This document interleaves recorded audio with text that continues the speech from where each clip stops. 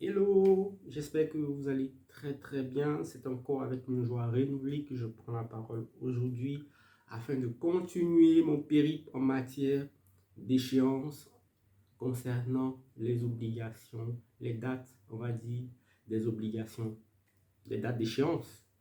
Je suis en train de m'emmêler les pinceaux, les dates d'échéance des obligations déclaratives et contributives.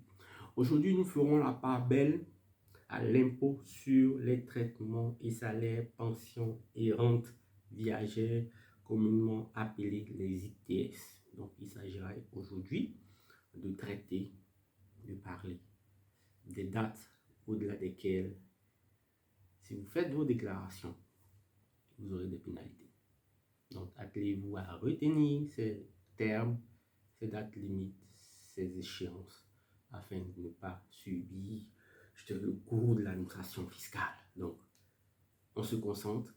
Et ce qu'il faut retenir en matière d'ITS, c'est que nous avons trois grands types d'obligations déclaratives. Nous avons, premièrement, les déclarations d'ITS qu'on fait chaque mois. Nous avons l'État 301 et nous avons les déclarations de régularisation. Nous commençons par les déclarations mensuelles d'ITS. Donc, nous avons parlé des échéances de ces déclarations. Les dates d'échéance, bien sûr, de ces déclarations.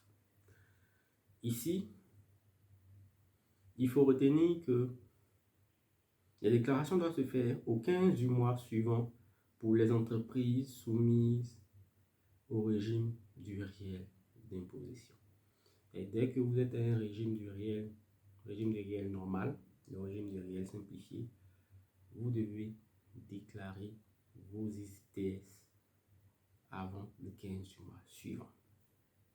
Lorsque vous relevez, par contre, de la direction des grandes entreprises ou de la direction des moyennes entreprises, il y a une différence qui est faite en fonction de la nature de votre activité.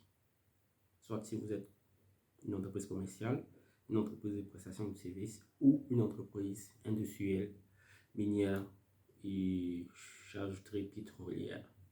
Donc, les déclarations et les paiements doivent se faire au plus tard le 10 du mois suivant pour les entreprises industrielles, pétrolières et minières.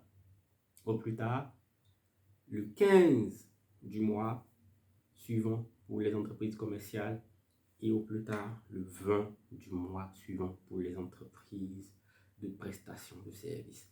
Ça, c'est ce qui concerne les déclarations d'ITS. Ensuite, pour les entreprises relevant du régime de l'entrepreneur ou du régime des micro-entreprises, les dates de déclaration sont différentes de celles de paiement. Pour ces entreprises, la déclaration doit se faire au plus tard le 15 janvier de chaque année et les paiements au plus tard le 10 du mois suivant.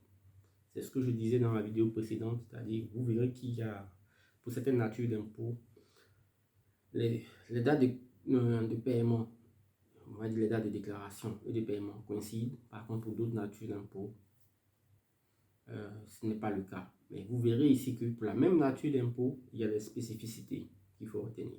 Donc les gars, soyez focus, faites beaucoup attention afin de ne pas vous tromper. Je répète, pour les entreprises qui sont à un régime forfaitaire, la date de déclaration ne coïncide pas avec la date de paiement. La date de déclaration, c'est bien le 15 janvier de chaque année et les dates de paiement avant le 10 du mois suivant. Donc, là, j'espère qu'on a bien retenu. On poursuit. Nous passons à la deuxième déclaration qui est celle communément appelée l'état récapitulatif annuel des salaires versés.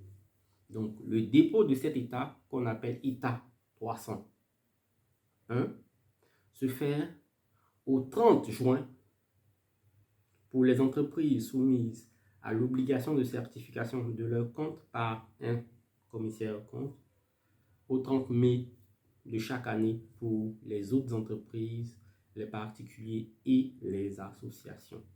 C'est ces deux points-là qu'il faut retenir parce que souvent les gens oublient. Voilà. Donc, les associations et les particuliers, vous avez l'obligation de déposer votre état 301, on va dire,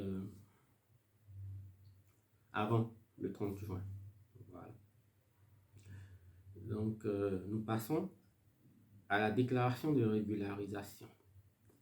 Cette déclaration, comme son nom l'indique, a pour objectif de régulariser, de corriger, on va dire, les bases des déclarations qui ont été faites courant l'année. Et cela m'emmène à parler encore d'une vidéo. Pour ceux qui me suivent savent déjà,